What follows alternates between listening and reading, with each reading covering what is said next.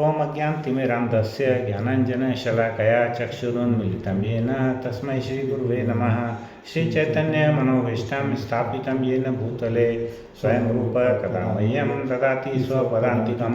वन्देऽहं श्रीगुरु श्रीयुतपदकमलं श्रीगुरून् वैष्णवांश्च श्रीरूपं साग्रजातं सहगण रघुनाथान्वितं तं सजीवं साद्वैतं सावधूतं परिजनसहितं कृष्णचैतन्यदेवं श्रीराधा कृष्णपादान् सगणललिता श्रीविशाखान्वितांश्च। नमो ओं विष्णुपादाय कृष्णपृष्ठाय भूतले श्रीमते भक्तिवेदांत स्वामिनिति नामिने। नमस्ते सरस्वती देवे गौरवाणी प्रचारिणे निर्विशेष शून्यवादी पाश्चात्य देशतारिणे। हे कृष्ण करुणा सिंधु दीनबंधु जगतपते गोपेश गोपिका कांत राधा कांत नमोस्तुते। तप्त कांचन गौरांगी राधे वृंदावनेश्वरी वृषभानुसुते देवी प्रणमामि हरिप्रिये। वाञ्छाकल्पतरुभ्यश्च कृपा सिन्धुभ्य एव च पतितानां पावनेभ्यो वैष्णवेभ्यो नमो नमः। जय श्री कृष्ण चैतन्य प्रभु नित्यानंद श्री अद्वैत गदाधर श्रीवासादि गौर भक्तवृंद। हरे कृष्णा कृष्णा कृष्णा हरे हरे, हरे राम राम राम हरे हरे। हरे कृष्णा कृष्णा कृष्णा हरे हरे, हरे Ram Ram Ram Hare Hare.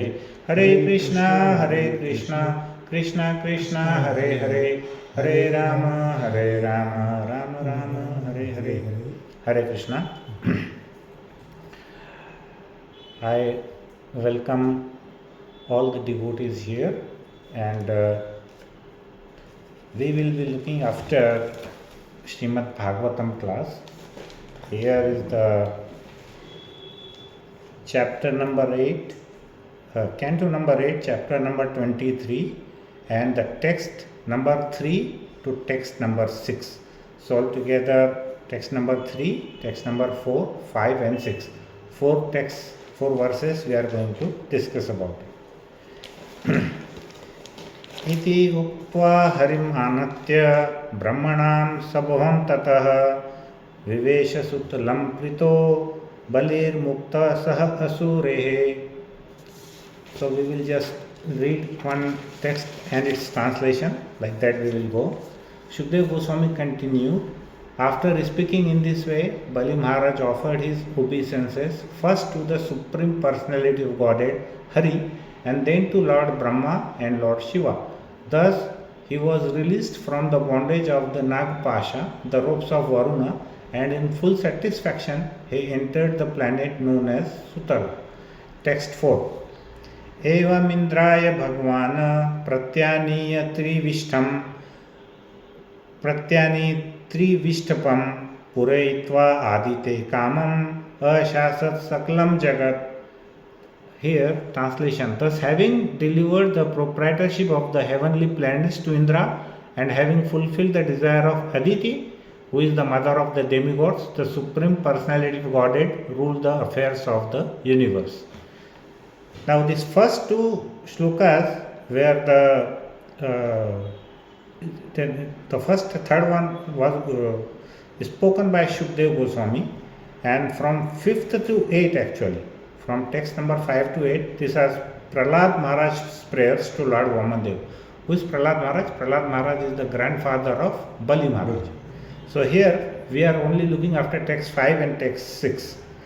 Labdha prasadam nirmuktam pautram vanshadharam balim nishamya bhakti pravana Prahlad idam abravit. So here text number 5. Prahlad Maharaj, when heard how Bali Maharaj, his grandson and descendant, had been released from bondage and had achieved the benediction of the Lord, he spoke as follows in a tone of greatly ecstatic devotion. And the last slok, today's, is text number 6. Shri Prahlad Uvacha Na imam virincho labate prasadam na shri na shava kim ut apareyanya yatana suranam asi durgapalo vishwabhi vande abhivandita angagi. So here translation is, Prahlad Maharaj said, O Supreme Personality of Godhead, you are universally worshipped, Even Lord Brahma and Lord Shiva worshipped your lotus feet. Yet, although you are such a great personality, you have kindly promised to protect us, the demons. I think that such kindness has never been achieved even by Lord Brahma, Lord Shiva, or the goddess of fortune Lakshmi, what to speak of other demigods or common people. The purport we see, the word Durga Pala is significant. The Durga means that which does not go very easily. Generally, Durga refers to a fort which one cannot very easily enter. Another meaning of Durga is difficulty. Because the Supreme Personality of Godhead promised to protect Bali Maharaj and his associates from all dangers, he is addressed here as Durga Pal, the Lord who gives protection from all miserable conditions. Hare Krishna. Now we will see a real quick recap of our entire this context, what is going on in this particular chapter. So we will see that in this canto number 8 of Srimad Bhagavatam, we find one of the most powerful examples of complete surrender to Krishna, and which is the story of Bali Maharaj. Despite being on Asura, who was Bali Maharaj? He was born as an Asur, right? As a demon. Daitya king. He was a Daitya king. Bali Maharaj became an ideal devotee through humility and gratitude. Although he was materially very powerful, right? He was the king. So he had everything, all the opulence of the world he was having. But despite all these material things, he was very humble and very great devotee of Krishna. Now, the taste of Bali Maharaj by Lord Vamandev. So, what happened? Now, in the previous context, if we just go through, Lord Vishnu came as a dwarf brahmachari named as Lord Vamandev, who was very small brahmachari, and asked Bali Maharaj that he wants in charity 3 steps of land, only 3 steps of land. And Bali Maharaj was very much surprised and shocked. He said, why you want only 3 steps? You want anything you take? I am the king of the entire Brahmand here. I mean that Prithvi Lok. And so why you ask for only 3 steps? So there is a separate conversation going on. But Vamandev says that a Brahman should be satisfied whatever minimum he requires, like that. So externally, it seemed like a simple request, but internally it was a taste of surrender. Even when warned by his Guru Shukracharya, so that Daitya Guru was Shukracharya, he warned Bali Maharaj. Bali Maharaj, he said that person, this Brahman who came, he is not a Brahmin, he himself is Lord Vishnu. So you do not give anything, do not promise anything. But Bali Maharaj did not listen to Shukracharya and he did not withdraw his promise. So he wanted to fulfill his promise. Now a lesson from this we have to learn is that a devotee values truthfulness and service to Krishna over personal loss. So even if a devotee loses everything, he does not care. What he wants is his promise to a Brahman or to the Lord. Now, here is the turning point. Everything taken away, Vamandev expanded his body. He became in a very huge body and covered, in his one step, he covered the entire earth. And the second step, he covered the entire universe. And nothing remained for the third step. So at this point, he asked Bali, where to put my third step here. So Bali Maharaj said, I lost everything, you put your third step on my head, like that. So you see here, though Bali lost his wealth, he lost his prestige, and he was even bounded by ropes, that is called Nagpash or Varun Pash. He was bounded by that Varun Pash or Nagpash. Actually, this Nagpash word comes from Ramayana, honestly speaking. It doesn't appear in Mahabharata that often. if you remember in Ramayana, Meghnad, he just tied Ram and Lakshman both. Meghnad is also called as Indrajit. So he tied that Ram and Lakshman with a serpentine noose to both of them. So that actually emerged here as a Nagpash. I was just thinking Nagpash was heard in Ramayana, but Mahabharata, I think it is hardly heard. This may be the first time here we have seen it that Bali Maharaj was bounded by ropes.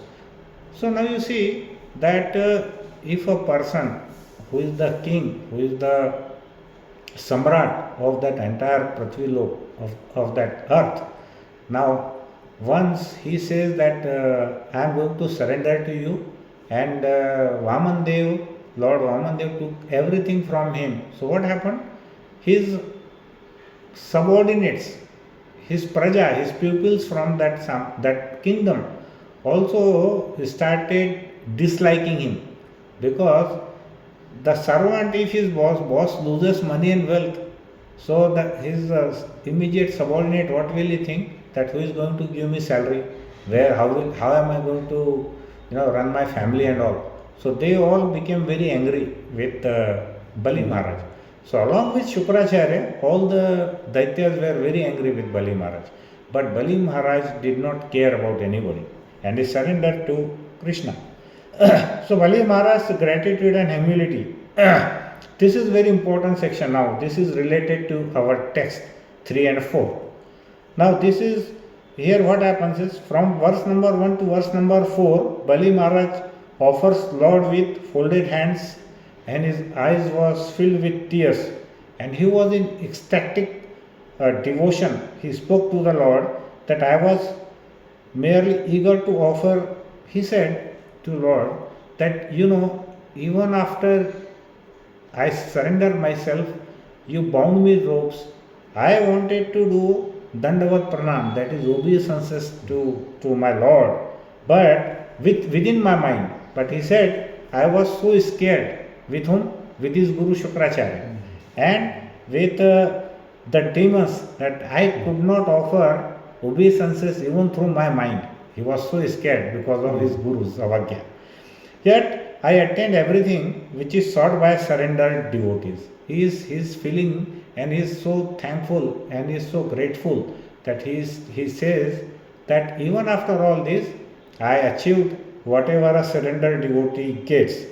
The rare mercy you have shown to this fallen demon by putting your foot on my head. So he is so thankful to Lord Vamandev that he says that you have done a great favor to me. You have put so much mercy to me by putting your feet on my head, because this is not even achieved by demigods. That the devatas also cannot achieve this, what I have achieved. So he is so thankful. So here, now what we have to see is, the Lord is known as Bhavagrahi. What is Bhavagrahi? That means he only takes the essence of the devotee's attitude. He just takes the nectar, whatever, like a bird, hummingbird. When he just sits on a flower, he takes the nectar, which is called the essence of that flower. Now similarly, here he is called Bhavagrahi Janardhan. Krishna is also like that, Lord Vishnu is also like that. What he does is, he takes the essence of the devotee's attitude. And what was the attitude of Bali Maharaj? His attitude was a complete surrender. That is called Atma Nivedanam, right? So that was his attitude. Even though externally devotees may not render full service, but if however they are internally sincere and serious, then Lord welcomes their services. So that was the thing. Now here in text 3, Bali Maharaj offered respects to the Supreme Lord and then to Brahma and Shiva. He was released from Varun Pash and then happily went to Sutalok with the demons. So what happened? Sutalok is actually, if you see the planetary location, it is below Earth. But Sutalok is explained in such a way that it is much more beautiful than heaven. So that is the explanation of Sutalok. So what happened? when he came to know that I got that Lord wanted me to go to Sutalok, so he took as his mercy, and he happily went to Sutalok with demons. In text number 4, thus having delivered the proprietorship of heaven to Indra and fulfilled desires of Aditi, the Lord ruled the affairs of the universe. So it was the request of Mother Aditi, who was the mother of demigods, Devata Kima, right? She was requesting that I wanted all my demigods, especially Indra, to take possession of heaven, and you remove Bali from heaven, because it was captured by all the demons that time.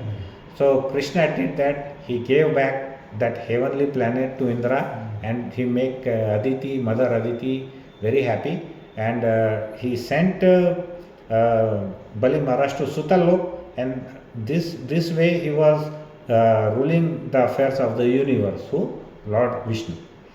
Text number 5, here Prahlad Maharaj, who is grandfather of Bali Maharaj, he is praying to Lord.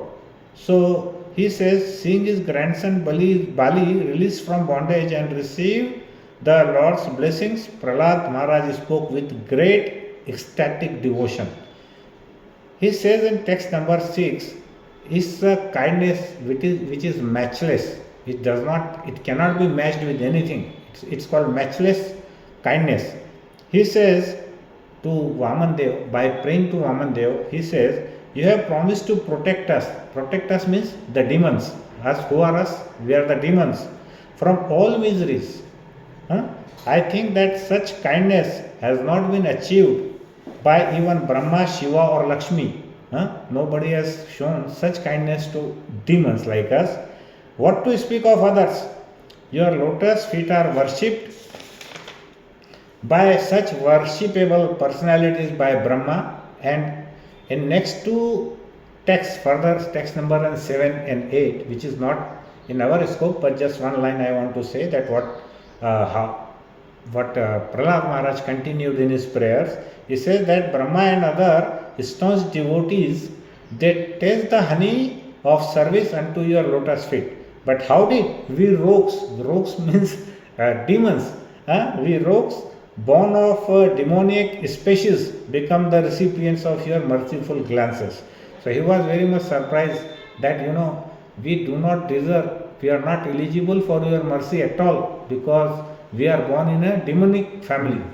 So how come we got your mercy? It is only because of your mercy, which is causeless, which is called ahetuki krapa, right? Which is called causeless mercy. So he says, you are a desired tree. Prahlad Maharaj says to Vamandev that you are a desired tree.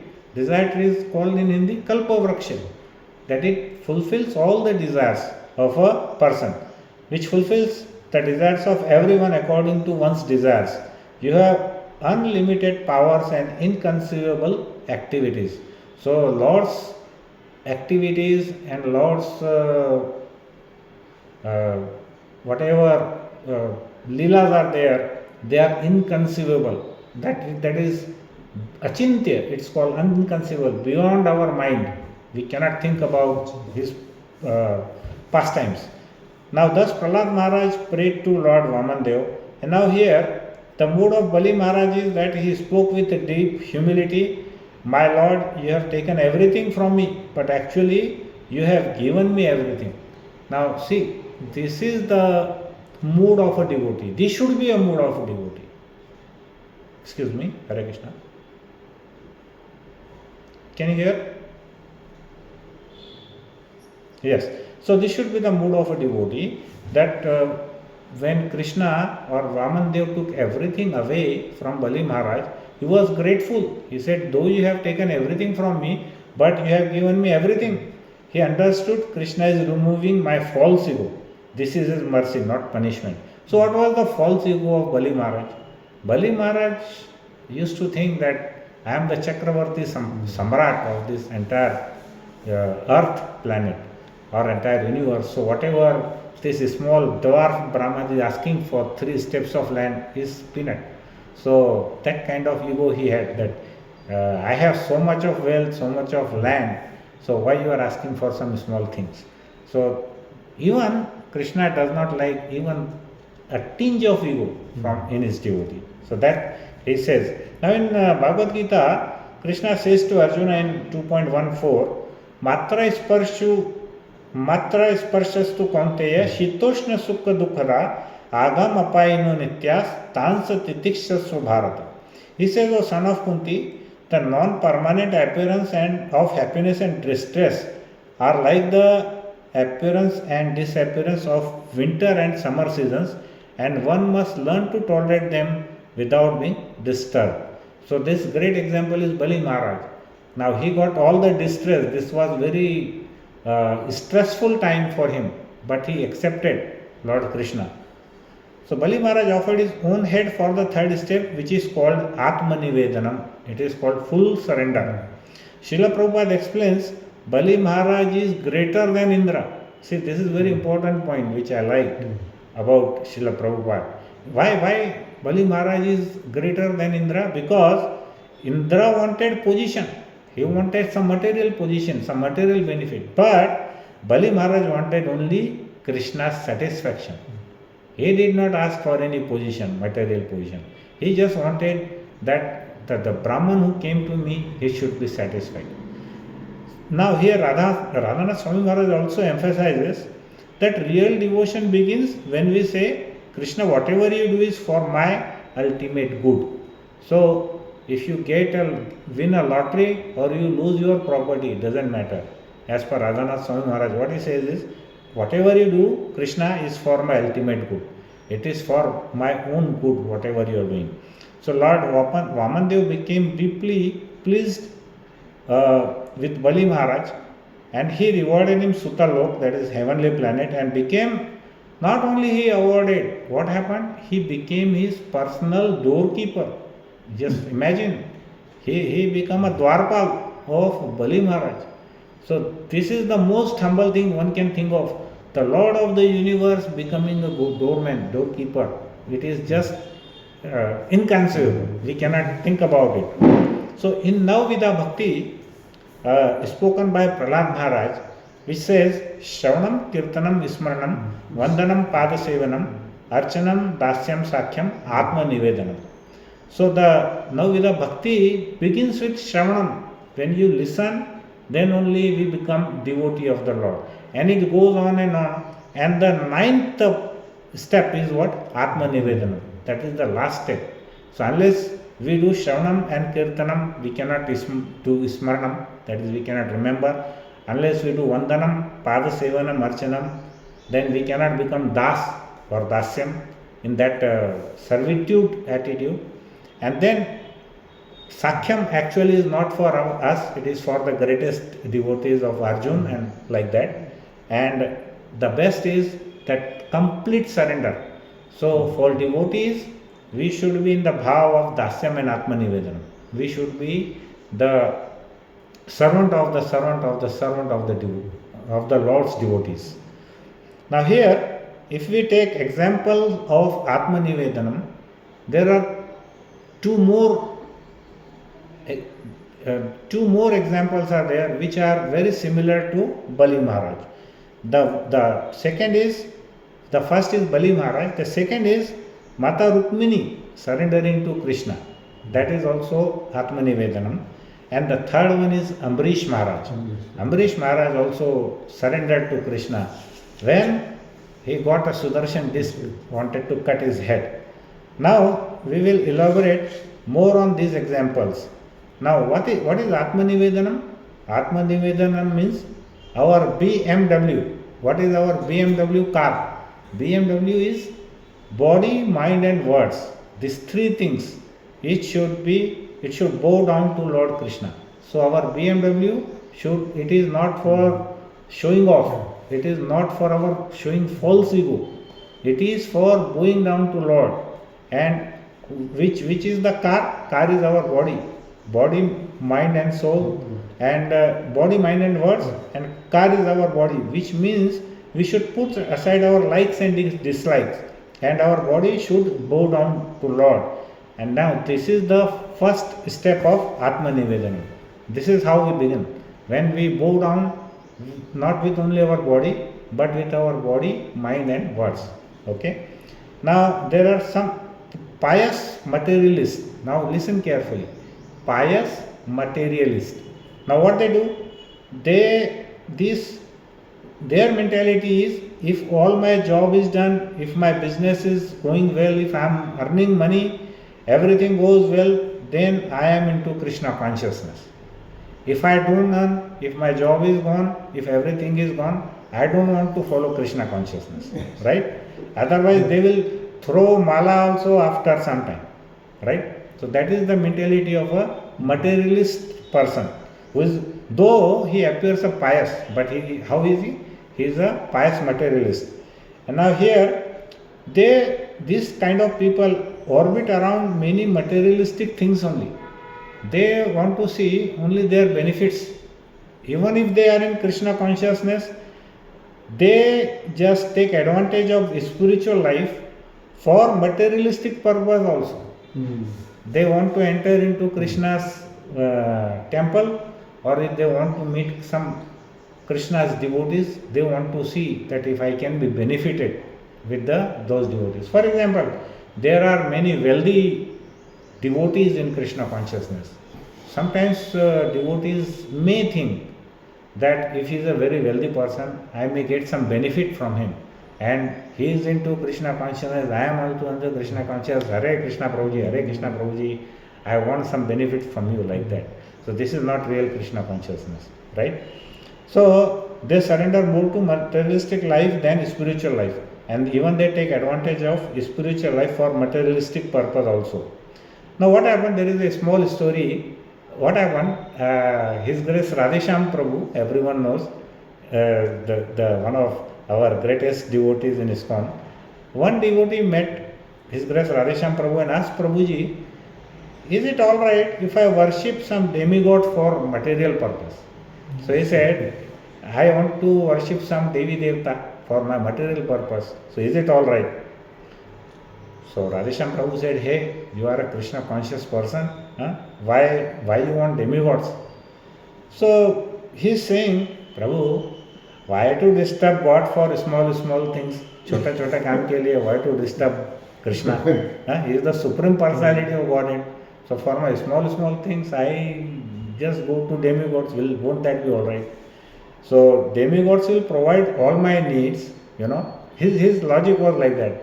That for small things, the demigods will provide all my needs. And anyway, at the time of death, Anta Kalecha Mame, I will take the name of Lord Krishna or Narayan, and I will go back to Godhead. I will go to Vaikunta. So I will chant Hare Krishna and go back to Godhead. Then Radhesham Prabhu said, see, if you are a devotee of Krishna, you should go to Krishna only, Prabhu. So Radhesham Prabhu said, I will give some examples, you tell me. He said, Dhruv Maharaj wanted a big kingdom, much bigger than his grandfather, right? So to whom did he approach? So that devotee replied, of course, Prabhuji, Lord Vishnu. Yes. Second thing, he said, Karna Muni wanted wife. So whom did he approach? So he said, yes, Prabhu, he approached Vishnu. Then he said, third question, Hiranyakashipu wanted Amaratva, that is immortality or eternity. Then whom did he go? So he said, Lord Brahma. So Radhesham Prabhu said, if you are going to demigods, then you are like a mini Hiranyakashipu. So he got very much frightened. Then he said, Prabhu, I also know all this philosophy, but do you know why I don't want to go to Krishna? For material benefits. So Radhesham Prabhu asked, why? So he said, the problem is that if I go to Krishna, then he will purify all my desires. I will become very purified. So Radhesham Prabhu said, then what is the problem? If your all senses are purified, you will go back to Godhead. What is wrong in that? So he said, Prabhu, that is all right. Now if all my senses are purified, what is the fun in my life? Nothing will be left, So how will I enjoy? So he says, it will purify my heart and I will be relieved from the sense gratification. So Radhesham Prabhu said, yes, that is good. And then only you can go back to Godhead. you know. So this is the beautiful small conversation what I heard from Radheshyam Prabhu's lecture. So this is one of the things that we should know. Anya abhilashita shunyam. This is very important. Anya abhilashita shunyam. We should not have any desire. Abhilashita. Anya abhilashita. Any other desires a devotee should not have. It should be shunyam. It should be zero. So bhakti means freedom from material attraction. Why we are here? Because we want a freedom from some material attraction. Now here we take an example of Amrish Maharaj which I have taken. Okay. Now we will talk something about Amrish Maharaj. Now Amrish Maharaj was an amazing personality in Srimad Bhagavatam, Canto 9, Chapter 4, verse 27. Amrish Maharaj gave up attachment to wife, children, house, his kingdom, his relatives, his horses, his elephants, chariots, carts, everything. He left, he gave up attachment, his jewels, his ornaments, everything, because he regarded all these material things as temporary and material. Now, there is a story which has been told by Mukunda Datta Prabhu, who is the head pujari of Vrindavan temple. So he said, Ambarish Maharaj had many queens and how he ruled the kingdom kingdom is very amazing. Whenever he goes to his court, his ministers will stand up, and when he used to sit, all his ministers would sit down.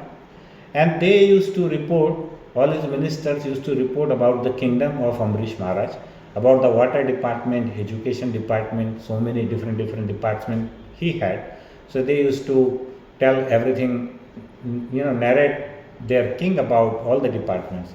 Then Amrish Maharaj would smile and say, he will listen everyone, whatever the things are going on. And if everything is going well, he used to be very happy, and he will smile and then say, well done, he will appreciate. And so he would attend his court only for 1 hour or so, 1 or 2 hours. So what will he will then go back to Krishna's temple. You see, now he is the Samrat of the entire earth, universe. He used to only listen the important things and used to finish in 1 or 2 hours, and then again used to go back to the temple, the altar of Lord Krishna, and then he will do all the services to Krishna there. Now, what was the bhav of Ambarish Maharaj? His eyes were laden with pure love for Krishna. His eyes were laden with love for Krishna, and his heart was filled with happiness and compassion for all the jivas. And therefore, all the citizens were satisfied in his kingdom, and all the citizens were very happy with him in that kingdom due to his devotion. His praja or his citizens, no one wanted to go to the heaven. You know why? Because they all wanted to go back to Vaikuntha, that is, go back to Godhead. So, Jaisa Raja Vaisi Praja, something like that. So, if our king is like that, the citizens will also be like that. Because why they wanted to go? They all were very pure devotees of Lord Krishna or Lord Vishnu. Now there is a very good pastime, a story of Ambarish Maharaj. This story I also heard for the first time, and I am sure that most of you also not have listened this story. Maybe I am thinking that way. You know what happened? When Ambarish Maharaj was ruling his country, one lady came, approached to Ambarish Maharaj, and she came from a very good, decent family, and she asked Ambarish Maharaj that, Maharaj, I wanted to marry you. So I want to marry you. So Ambarish Maharaj was very much surprised, and he said, see, I cannot marry you because for 2 reasons. Already I got many queens and I am not able to give time to them. how will I be able to spend time with you? I will not be able to give time. And second thing is that I am very busy with the service of Lord Krishna. So I don't get any time, and I am already very much busy with that. So I am sorry. You will be fed up if you marry with me, and you will regret. So it's better that you don't get married with me. So that lady said, since you are Krishna's devotee and you are busy with him, with the Lord, that's why I want to marry. So he said that I am busy with Krishna, and she says, because we are busy, I want to marry. So she was insistent, and then Amrish Maharaj agreed and married her. So what happened? Next day, Amrish Maharaj went to bring empty pot to bring Yamuna water for his altar for doing that Abhishek of Krishna. So what happened? When he was about to pick it up, that pot, he found that this pot was already filled with water. So Amrish Maharaj was very much surprised. He asked one of his servants, what happened? Who filled the water in this pot?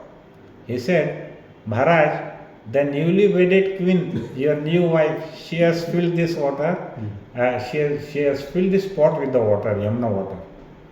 Maharaj said, how come? And he was very much upset with that. So what happened?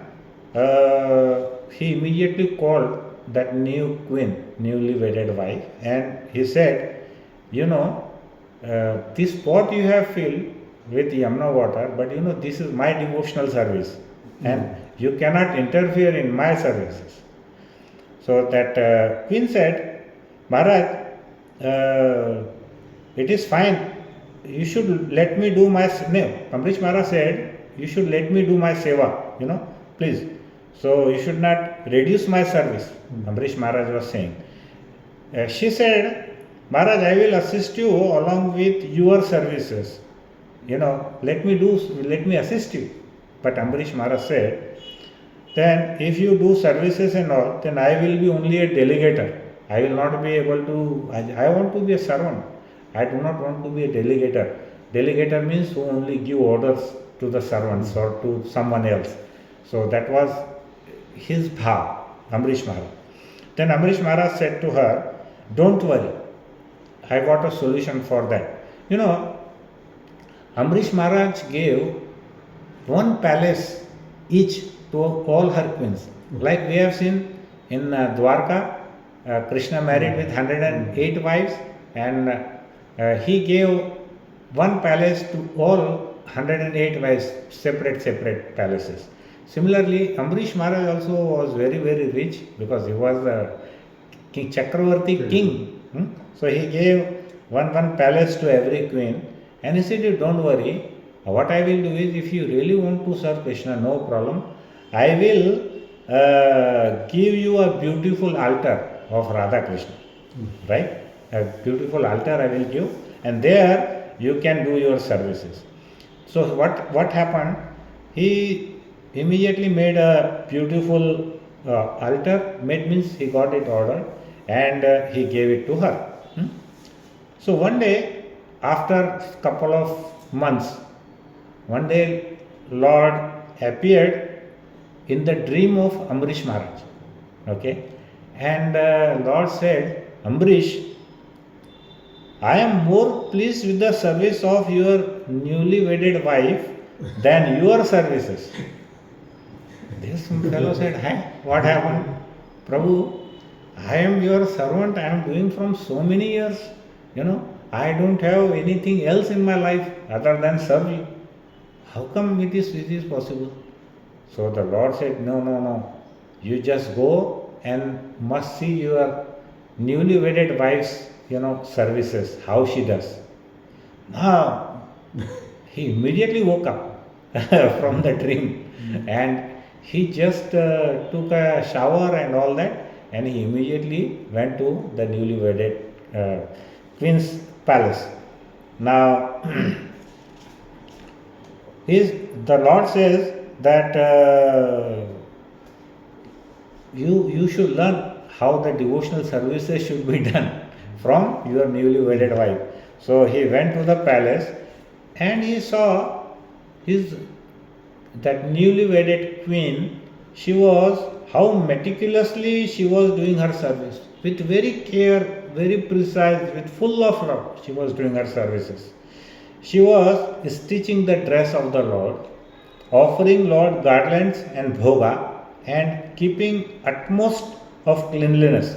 She was offering the Lord with full devotion. Amrish saw she was offering lamp with full of love. Meanwhile, other queens came to know. Right now, see what happened. This all incidents was going on.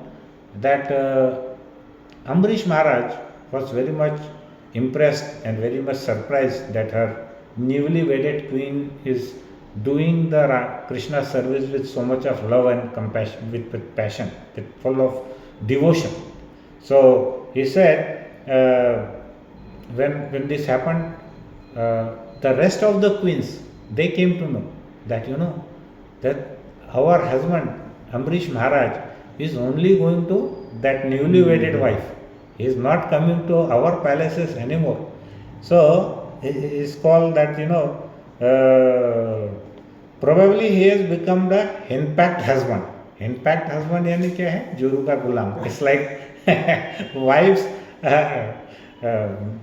Gulam is a servant, something like that. So they were joking with each other that he's become a henpecked husband of his newly wedded life. So they all were wondering why this person is attached to her, and why. And then what happened? They all were very curious. They sent spies, who do the spying, jasus, spying. They sent to spy the Maharaj, So they sent their spies to find out, detective, what is going on, why Maharaj is going there, just see, like that. So then what happened? That those detectives and spies, they checked everything and they returned to the queens and they said that Ambrish Maharaj is going to that queen's house, newly wedded queen's house, because Lord has ordered him to go there. Lord himself has ordered him, Ambrish Maharaj, to go there and see the queen's worship, with how much devotion she is doing the worship. Then they all went to Ambrish Maharaj and demanded, we want our altar also. We also want to do service of Radha and Krishna. So you please give us one altar to each of us in our palaces. So it's like, you see, a Nastik become an Astik. An atheist become a theist if you get the association of a great devotee or a senior devotee. So what happened? They also demanded, and then Ambrish Maharaj also made an altar for everyone, and the queens, they all started worshipping the Lord. So though their husband was so much pious, such a great devotee, they did not do that kind of worship earlier. You understand? So even if you are a great devotee, we may be anything in our house, but sometimes it is only the mercy of our Guru and Gauranga. If it falls on the other person, then only they become the real devotee. Like, see, we listen lectures so many times with so exalted, great devotees. I have seen in Bhakti Sangha Japa that so great devotees like Amrendra Prabhu and so many great devotees are there here. Now, even after listening to all the lectures, we may not become devotional in our lives. But unless and until we get a kripa or mercy of Guru and Gauranga, we cannot become. So it's something happened like this. They were very jealous with the newly wedded queen. So the rest of the queen wanted to draw the attention of Ambrish Maharaj, and that's why they become the great devotees. Okay. So although Ambrish Maharaj was surrounded by his friends, his relatives, families, his ministers, elephants, horses, chariots, money and all, but he was untouched by them. It's like a lotus flower, is untouched by the mud in that in that lake, right? So he was like that lotus flower which was untouched by the mud or the dirt. This is the real platform of Atmanivedanam. So this is the real complete surrender to Krishna. So we should not give any excuse that Prabhuji, we are doing so much of job. I really must do Dandvat Pranam to all Matajis of USA and the foreign countries, because I have seen Matajis do so much of hard work here there in US, and of course Canada also, Abu Dhabi also, and different countries where our devotees are. And I'm surprised that before this class all the Matajis were doing chanting, and I was telling to my family members, see, now when I logged on, all you devotees were doing chanting. In fact, I must learn something from you. I'm not that great devotees, Mataji, Prabhuji. You please bless me that I do copy you, that you being in such a foreign country, you are working so hard. I know how the jobs are there. I was in USA for 3 years. I have seen, and my daughter is there in USA, and my son-in-law is there. I know how hard it is, and I really hats off, and I am so impressed with the Bhakti Sangha Japa group that every time I switch on the video, whenever I see on YouTube, the devotees are either with the Chaitanya Charitamrita class, or they are with the Bhagavatam class, and sometimes on Bhagavad Gita class, and I don't know what kind of energy you have.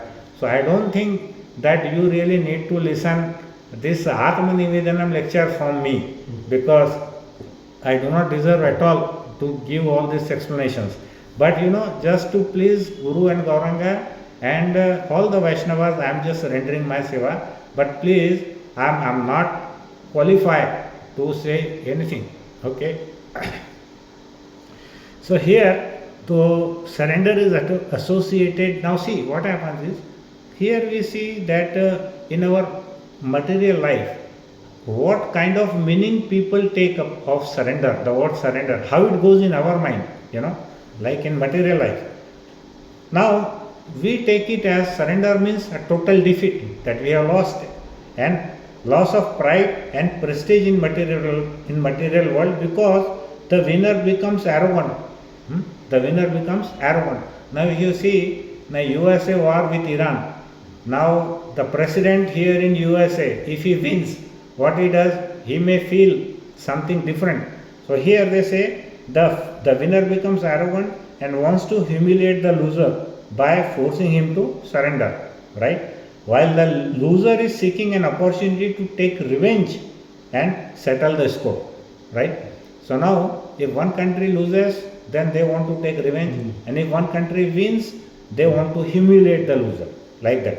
So selective reading of Bhagavad Gita may make us think that Krishna is an egoistic God.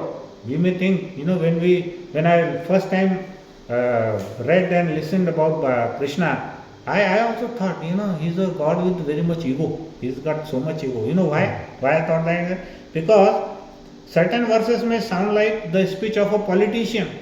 Like if you see that politician goes in election, so he gives some promises, and he will say that if you vote me, then I will eradicate all your poverty, and I will you give this, and okay, thank you, Prabhu. So I want to say that whenever a person, a politician goes to the election, he will give lots of promises. So when we read Bhagavad Gita and all, we may think that Krishna is also giving big promises and like that you surrender to me, and then you will come to my Vaikuntha Dham and all that things, so many things.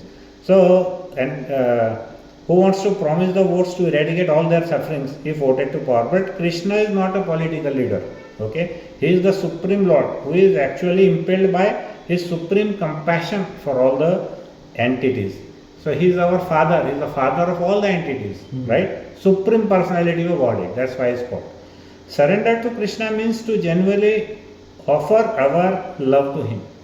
So Those who are not willing to surrender to Krishna with love have to surrender to him at the time of death. If you do not surrender now, then at the time of death, everybody has to surrender to Krishna, right? Now there are other things. Old age is there, then diseases are there, and the death are there. These are the weapons by which powerful time, that is Kal, strangulates us. Now, even if we don't believe or we do not surrender, that Kal, that is powerful time, that will strangulate us. And for example, all the great emperors, like which emperors of the world? Alexander, Napoleon, Hitler, Aurangzeb, they have been swept away. They have been swept away in oblivion, in forgetfulness, by the force of time. That call has forced them that we don't remember them now. The more we try to become controller and proprietor of the things of the world, the more we suffer at the time of death. Okay? So we try to become more powerful, then we suffer more at the time of death. But that surrender is, how is that surrender? If we are not surrendering to Krishna, but if we surrender to Maya, then that surrender is very painful and immensely horrible, right? Yes. Now see that very common example is there, that rat and mouse. When a mouse is carrying his own baby, then he carries her with a very a cat, cat and mouse. A cat carries his babies with very carefully and with very much love, and with the same mouth and the same teeth. When it catches a rat, he feels that really Maharaj has come, right? Because it will tear that rat into pieces and eat it. So that is the difference between the death of a devotee and the death of a non-devotee. The death of a devotee is like the small babies of that cat, which has been carefully taken by mother, and the death of the rat is, which is really very painful and very horrible, which is the death of a non-devotee. But on the other hand, if we serve Krishna as a servant, then all our miseries will cease to exist, and he takes the devotees under his tutelage, that is his protection. Krishna says in Bhagavad Gita, Sarva dharmanya parityajya mamekam sharanam vraja aham tvam sarva papebhyo mokshayishami ma shuchah. Abandon all varieties of religion and just surrender unto me. I shall deliver you from all sinful reactions. Do not fear. Now the humble examples of Krishna is like, that when his childhood friend Sudama came, right? Krishna was so humble that he ran from his bed and he went outside to meet Krishna and to meet Sudama. Sudama was wearing very torn, dirty clothes. All his doormen were very much shocked and how come our king is meeting with this poor person? And Krishna not only made him sit on his bed, he washed his feet. This is the rarest example. He washed the feet of Sudama and he offered him so much food to eat and fruits to eat. So now, is Krishna an egoist person? No. He is the most humble person. Second is, he became the charioteer of Arjuna, that is the driver of Arjuna when he was fighting in Kurukshetra. That is the second example of his humbleness. And third example is Bali Maharaj himself. He became the doorman of Bali Maharaj in Sutalok. Now who can be more humble and who can be more, devotee, who can be more loving and caring for his devotees more than Krishna? So he is always eager to serve his devotees and takes a secondary role. We rarely find such an example in the history of the world. So our surrender to Krishna is like a child taking shelter of mother, right? And Krishna himself says one more thing, that not everyone surrenders. He says, after many births and deaths, he who is actually in knowledge surrenders unto me.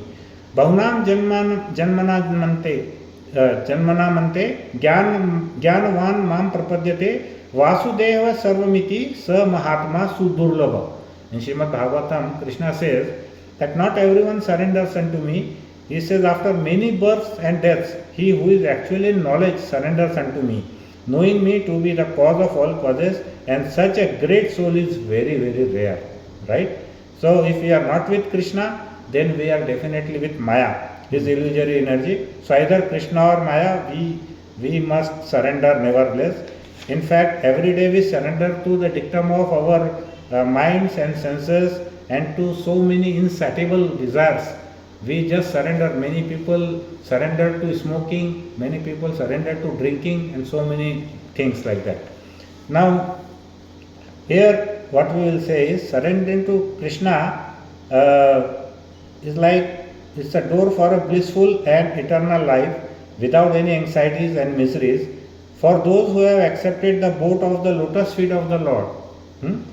The ocean of the material world is like the water contained in a calf's hoof print. Calf is of such a small, is the baby cow, right? Small cow, baby calf, His hoof prints are very small, maybe 10 inches or so. Like if we are surrendering to Krishna, all our miseries will be the hoof print, calf's hoof print will be so small. But if we do not surrender to Krishna, then these miseries of the world will be like an ocean. So big, so many big things. So their goal is not the devotees, the real devotees' goal is what? It is not padam vipadam. It is always said that there is a big problem every step in this material world. But what is the goal of the real devotees? Padam Vaikuntha. They want to go to Vaikuntha. With each step, we should move forward to the Vaikuntha Dham, not with the miseries of the world. The place where there are no material miseries and not the place where there is danger at every step. It's said in Srimad Bhagavatam, 10th canto, 14th chapter, 58th verse. It is said very clearly that the goal of the real devotee is what? Padam Vaikuntha. So we must take the shelter of Murari. Now, I was reading this and I thought even today I got the name as Murari. The enemy of the Mura demon. We should take the shelter of Murari. Chant holy name, serve Krishna like Bali Maharaj, Amrish Maharaj, and her queens also, who became so pure devotees later on. And then we will definitely go back to Godhead, that is Vaikuntha. So with this, I will end our topic here, and I would like to say Hare Krishna, Srimad Bhagavatam ki jai, and Shri Prabhupada ki jai, Sabhi Bhaktivinoda ki jai. If anyone is having any question, we can share. We got some minutes left, so we can have some discussion. Anyone? Mata. Hare Krishna.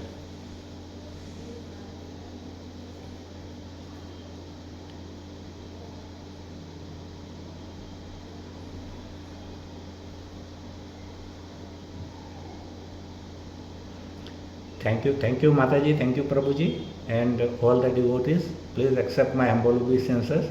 I am not really fit for all this class. You are much more staunch devotees than what I am. So if there is any mistake in the lecture or anything, you please excuse me. And if you have any questions, I will try that we can share something, whatever.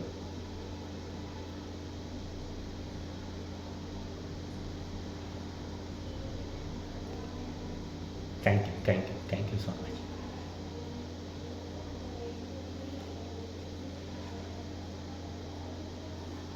Yes, Prabhu.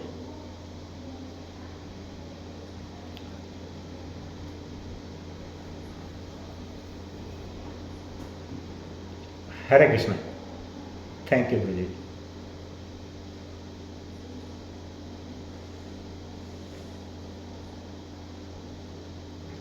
Thank you so much. Thank you so much. Yes, Prabhu, please.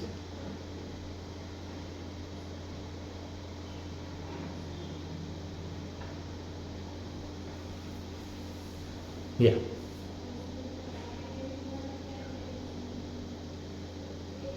Yes.